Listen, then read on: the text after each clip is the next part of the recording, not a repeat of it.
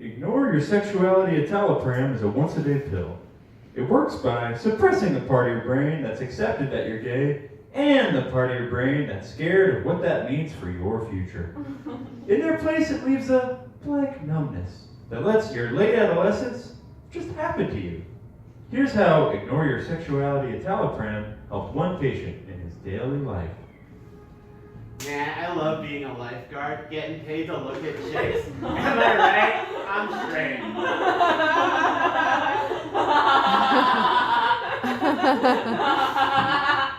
We should have one of those co-ed floors, you know? Just like get some girls in our dorms, right? Yes.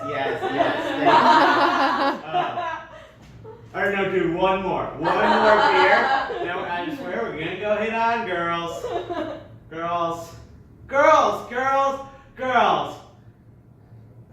Yes, dating women. We live in Korea. Great small talk, and I've done it a ton, so I can tell you. You're right, Father. It doesn't matter what the world teaches us about sexuality. It matters what God says. Good thing I'm gay. Straight. Ignore Your Sexuality Citalopram. Keep existing.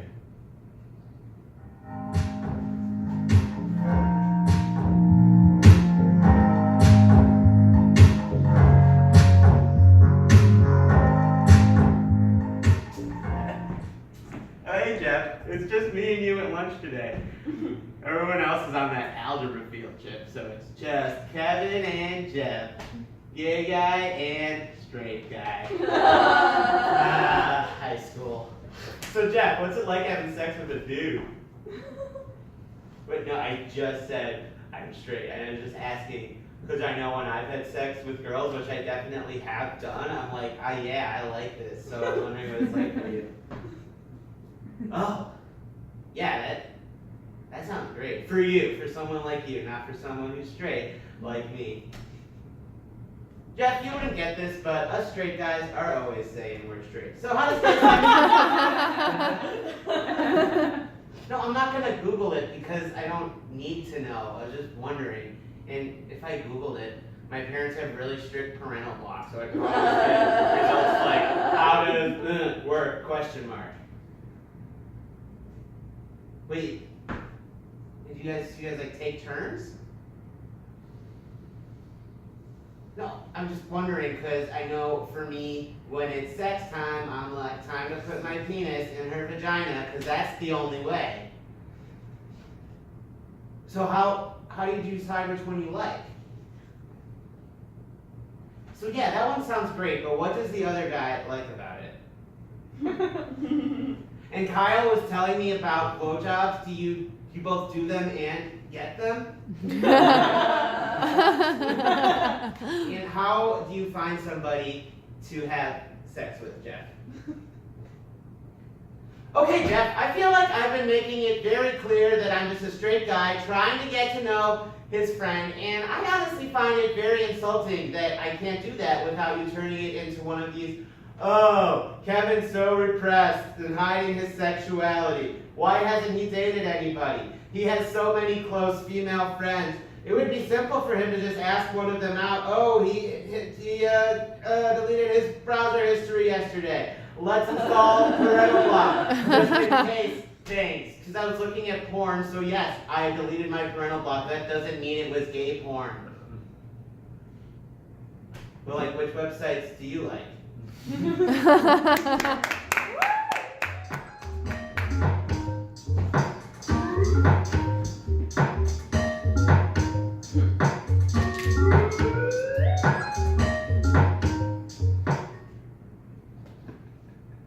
That's crazy that you get on at Lawrence, because I actually get on at Wilson.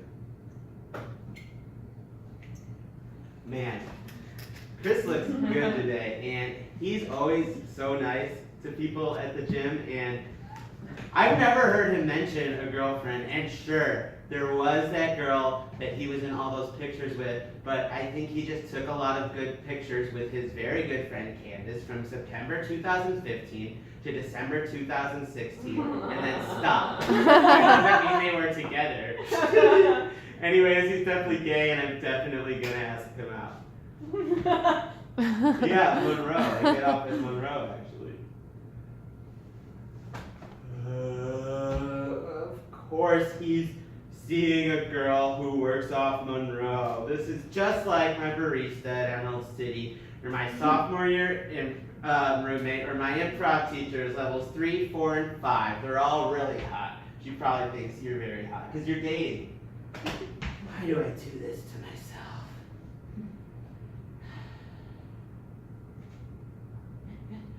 He just asked me to go to bar trivia with him. Yeah, I love bar trivia.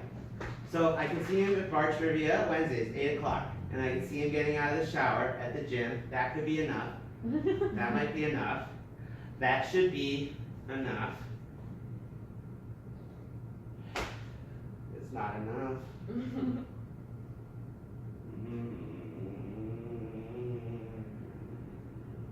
I'm fine. It like smells kind of weird in the back of the car, actually. He didn't give up his seat to that old dude on the train. What kind of guy doesn't give up his seat to an old man on the train?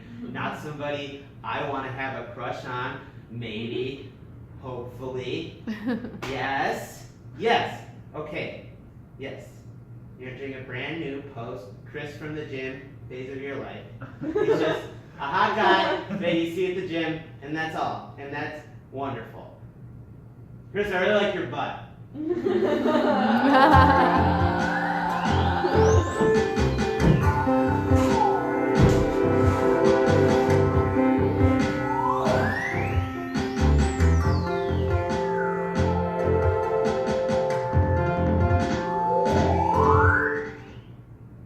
Hello, WKRD listeners. This is Kevin in the booth, your gay expert. That's right. If you are a straight man I've met in any context ever, I'll be answering your gay questions on gay stuff for the next hour.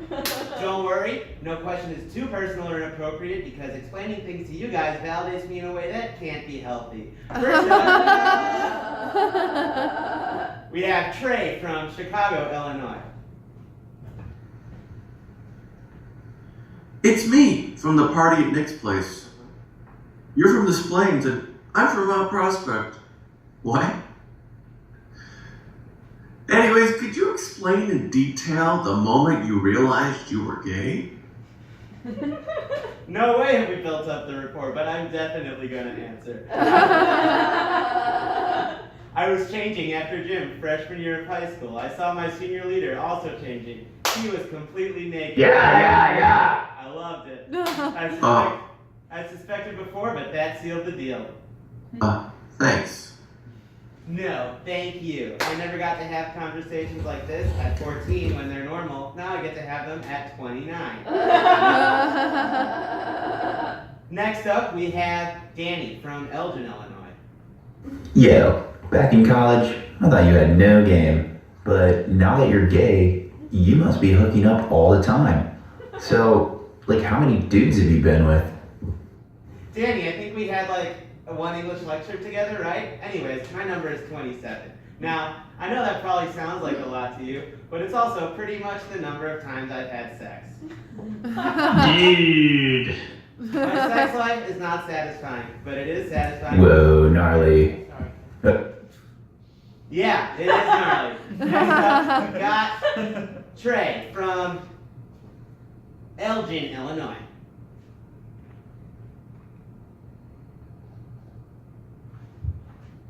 Hey, I'm your friend's cousin's boyfriend. We haven't met, but I like your Facebook post a lot. So, like, are you a top or a bottom? God, that's inappropriate. Okay. Anyway, it's not really that simple, Trey. And I honestly don't know if I have enough experience. The whole thing is just like a huge source of anxiety for me. Not really. Oh, wow, man, that sucks. It really does. Next we have Hans from Berlin, Germany.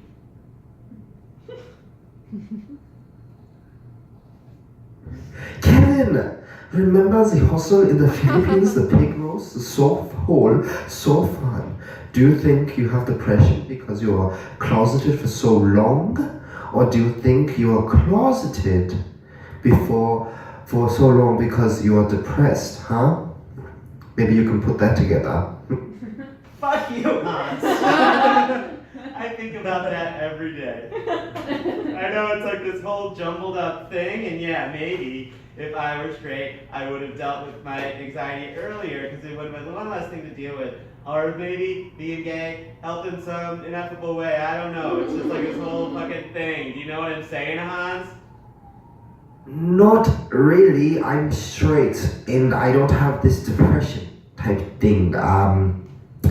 And if I were depressed, my treatment would be free here in Germany. You kind of get that with any job that you have. And so it's, I don't know how to say this. It's not a thing for me. Seems like it's fantastic to be straight and live in Northern Europe.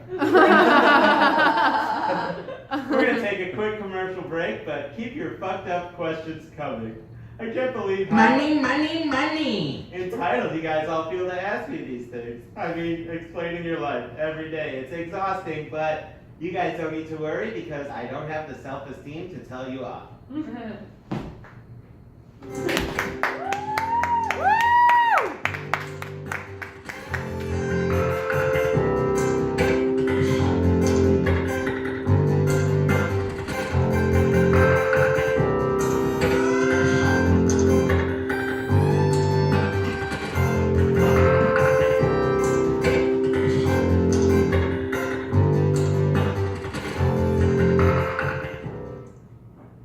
Shannon, how's it going? Merry Christmas. Maggie, how you doing? Merry Christmas. Good to see ya. Kevin, how's it going? Merry Christmas. So good to see ya. We just want to have a quick chat before dinner because I know at Thanksgiving, when I said bag, I mean the F word. It made you really upset and uncomfortable, and I get that. Me and your Aunt Colleen's house should always feel safe and welcoming to you. She made that very clear to me. That's why I'd like to take a second and explain to you why I don't owe you an apology.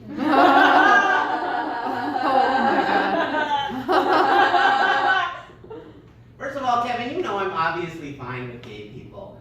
I sent your parents such a nice Gmail when you came out, and if me and your Aunt Colleen are watching one of our shows and two guys kiss, I don't even say nothing anymore. And you know that, so you should have known I didn't mean nothing by that word. It's Thanksgiving, I'm eating a piece of pie, having a beer. The word just kind of slipped out. But that's what we used to call guys that dance ballet. And if you think about it, it wasn't an argument until you said, "Hey, Uncle Nick, please don't use that word." So I don't see why this is all on me. Just sort of feels like you're trying to tell me what to do, and I hate that. And I know what you're thinking. You're gonna try and trick me into apologizing by thinking it was my idea, but that ain't gonna work. In 9th grade, my best friend tried to trick me into asking her to the dance, and we haven't spoken since. If I'm coming down to it, apologies just make me feel weird. Once I had to apologize for breaking your Aunt Colleen's vase, and I hated that. Why would I do something if I hated it? That doesn't make any goddamn sense, Kevin. Jesus Christ. Plus, if I'm wrong about this, what else am I wrong about? For instance, I got a C in 8th grade science. I always thought that was because my science teacher hated me. But maybe I am just bad at science. And if I'm bad at science, then I shouldn't have become a bioengineer. Now, your Aunt Colleen grew up in Nashville. She would never date a musician. So basically, and that would have been my job, Kevin, I would have become a musician. So basically, yeah, if I apologize to you, that means I married the wrong woman. Now, me and your Aunt Colleen's marriage is already in a lot of trouble because I don't do enough work around the house, and I don't even know what her job is. And I'm always throwing shoes at her grandmother's antique vase because I'm mad about the Bulls. They can't get it together in the 4th quarter. And I don't need more pressure from you, my nephew, who I used to take to Bears games. So yeah, I'm glad we had this talk. I hope we can move on. Yeah, Colleen, cancel the appointment. Counseling, the marriage counseling appointment.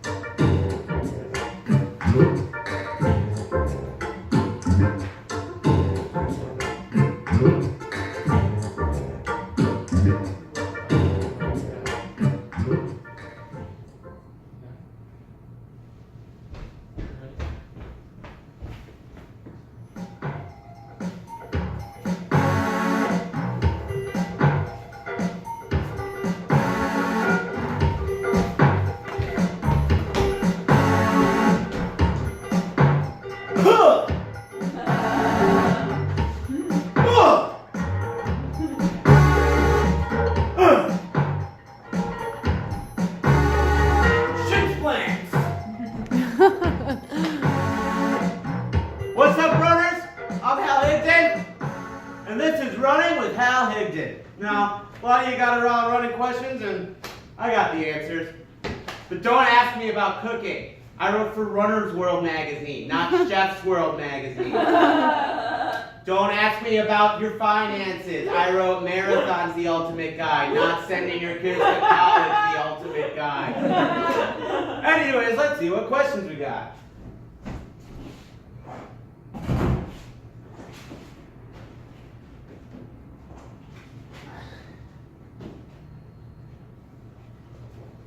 My calves hurt after I run. What should I do? Oh boy, I know the answer to this one. When I first started running, my calves hurt all the time. What I did? Put an ice pack on them. That's right, take an ice pack, put it on your calves. I don't think they'll be hurting much longer. Hal Higdon.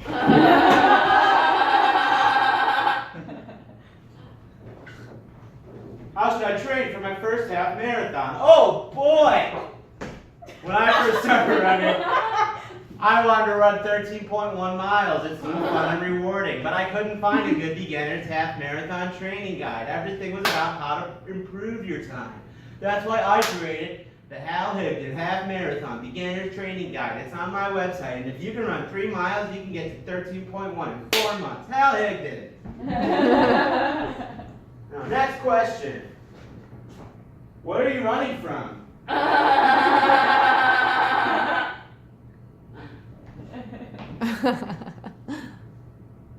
Your dad died in that coal mining accident because of you, Hal. He had to go into work on a Saturday to send you to private school, Hal. Everything in my life, my scars, my anxiety, my night sweats, it's all you, Hal. Oh, but no more. What, you think I'm going to use the life insurance to send you to St. Ben's for another 3 years? No. I took the life insurance and I sold the house. I'm moving to Jamaica. It's Tamara Higdon's time. I'm going to wear a big floppy hat, drink 3 mojitos before dinner, and you? You're going to have to figure it out for yourself, Hal. Figure it out for yourself, Hal. Just get your life together, Hal.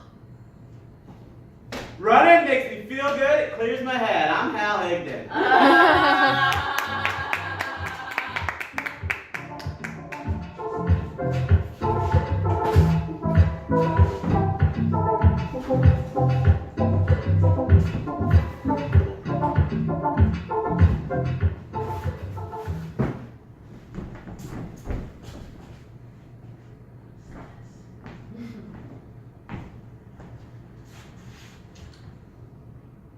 Are you having enough sex?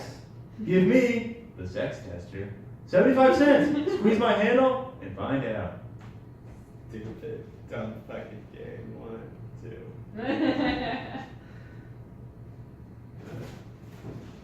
You are not having enough sex. You are not having enough sex. 7.5 weeks is way too long. Okay, but it's like a weird time for me. Like, I started a new job, I'm on a new antidepressant, so like it's a whole thing. Fucking fights depression, Kevin. I don't know about that, maybe, but I'm not really dating right now. and like money wise and time wise, it's just not really an option. So like, what am I supposed to do? Dating? Kevin, get out your phone, get on Grindr, and fuck the first guy who will talk to you. I'm saying this as your friend, okay? Grindr is fun sometimes, but honestly, it's been exhausting to me lately. It's like a meat market. I'm not always gonna find somebody. Grindr's how gay guys fuck now. It makes me feel bad about myself. Time exceeded. Please insert 25 cents to continue. Bad about myself. You feel worse about yourself when you're not getting some. It's my therapist says it's bad for me. It's bad for my mental health. Ugh. What's more important? Your mental health or coming good? Like probably my mental health, I think. Prude. Okay, you know what, sex tester? I'm starting to think you don't have a very healthy attitude. You know, you sit there like you're this big sex positive arcade game, but you're clearly got some issues of your own to work out. Because if you felt good about sex and all that, you wouldn't give a shit how much sex other people. Time exceeded. Please insert 75 cents to continue. You wouldn't give a shit how much sex other people are having. And you know what? I don't think you've ever told a single person that they are having enough sex. Only 50 cents inserted. Please insert an additional 25 cents. Okay, you know what? I only did that to tell you that I'm not gonna give you money or squeeze your handle anymore. You know what? I don't need you. I'm done, sex tester. What other games they got here? Ooh, the careerometer. Did you pick the only job in the world that's right for you? This is a very hostile.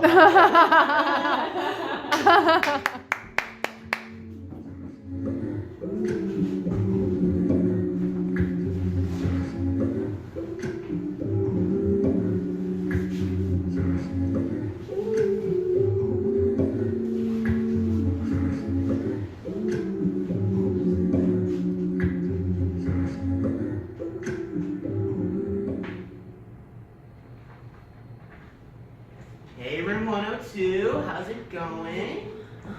I'm Mr. Fergus, filling in for Miss Jenkins today. How's it going? Nice to meet you. Let's see what Miss Jenkins has for you. Oh, you guys are reading picture books, huh? Cool, Go Dogs Go. Hop on Pop, fun. Oh, and Tango Makes Three. That's the gay penguin adoption book, right? Progressive of Miss Jenkins. I like that. Do you guys like that book? Yeah? Well, if you like that book, I have some books I think you guys might like. Alright.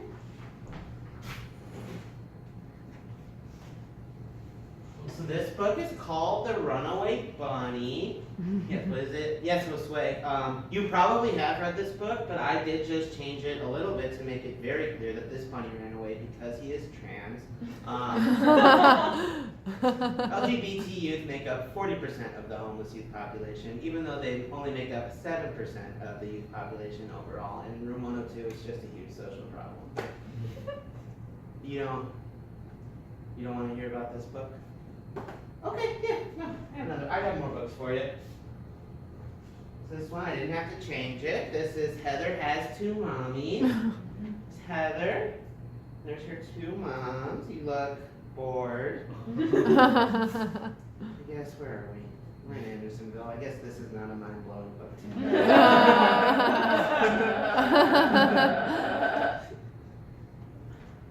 This is Where the Wild Things Are, and that's easy. The Jackhammer in Rogers Park. There's a sex room in the back. We have an underwear party Saturdays. Okay, no, I heard that as soon as I started saying it. We won't do that book. Okay, Frog and Toad are friends. Frog and Toad are obviously more than friends. And they just put it in the book. And no, it's not just because it's an old book. Because now the thing is, the writers will say in an interview that someone's gay, but they don't put it in the text like they just did that with Bert and Ernie. Or Dumbledore, it's been 11 years since J.K. Rowling said in an interview that he's gay, and he's never officially canonically been gay in a Harry Potter text. Put it in the text, J.K. Rowling. Put it in the text. You don't want to hear this book? None of these other books? Sure. All right, I guess we'll read the Sneetches like Miss Jenkins said. You seem like a cool class.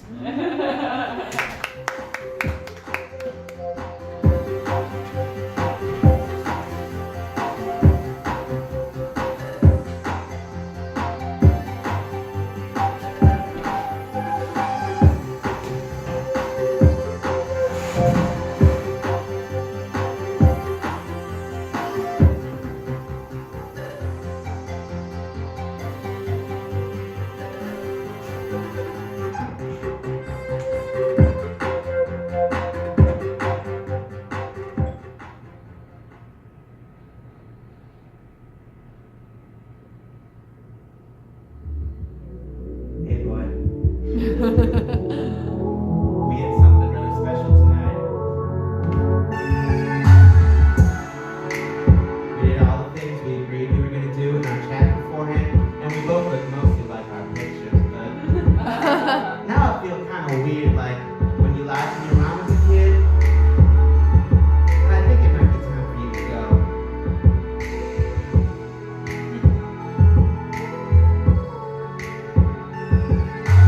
Met you on Grindr on a Tuesday night. Was that you would do me right, but now I'm feeling guilt mixed with existential dread, and still I see you lying there in my bed. You're sitting there, you're not moving. You wrap your arms around me, smooch me, start telling me about your day. You work at Judo Sushi and the pay's okay.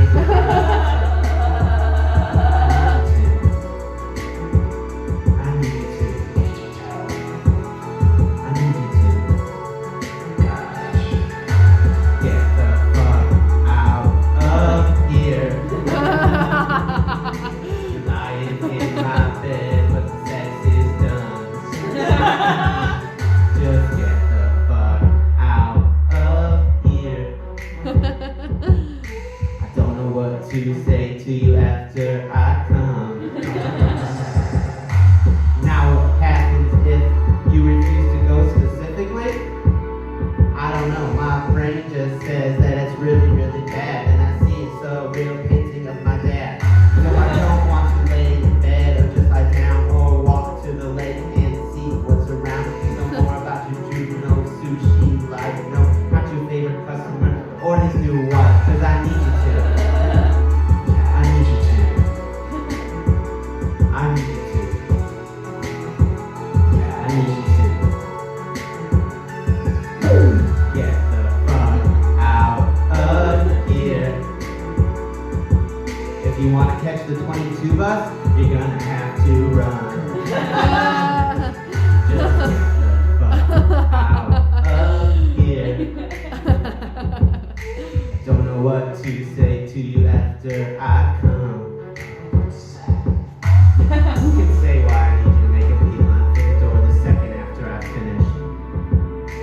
Might be because I've had a long day and I'm tired. Might be because I'm a naturally shy person and we don't really have much of a rapport. Might be because for the first 4 years I masturbated, I would quickly pray for forgiveness afterwards. And I pray for permission to think that I don't deserve anything nice after an orgasm. And I know you're excited because it's 2 for 1 spicy tuna rolls tomorrow, but I can't be the one to share that with you. Just get the fuck out of here. You're lying in my bed, but the sex is done. Just get the fuck out of here. I don't know what to say to you after I come.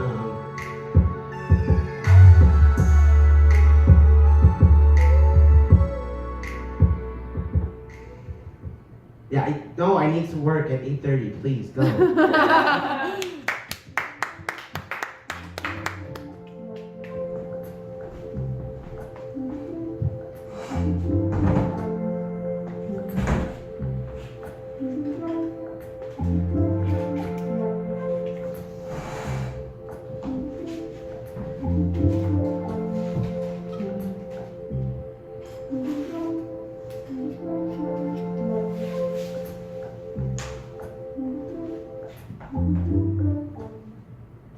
Alright.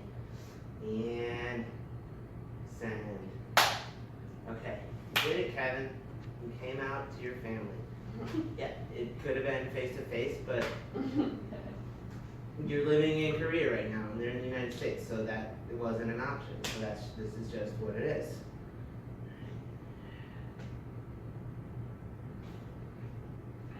But it is like 10 a.m. in Chicago.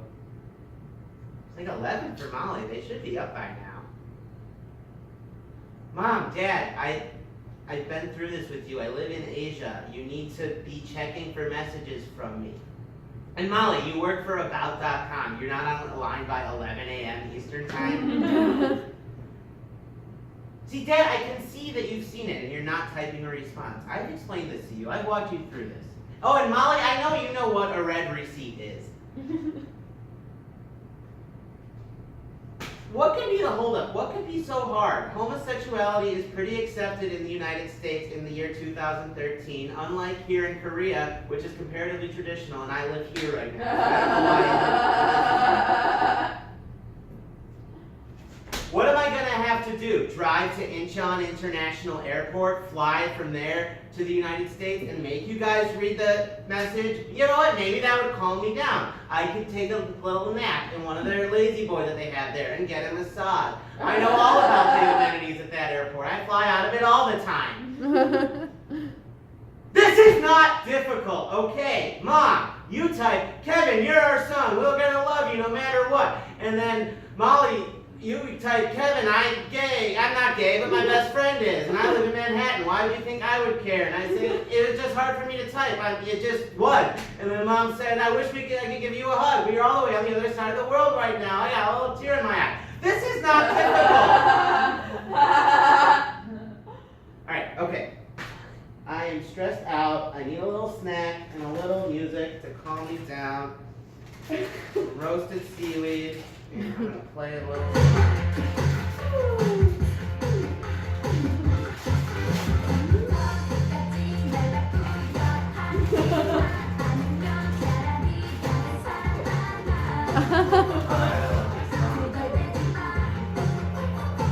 I love how everyone knows this song.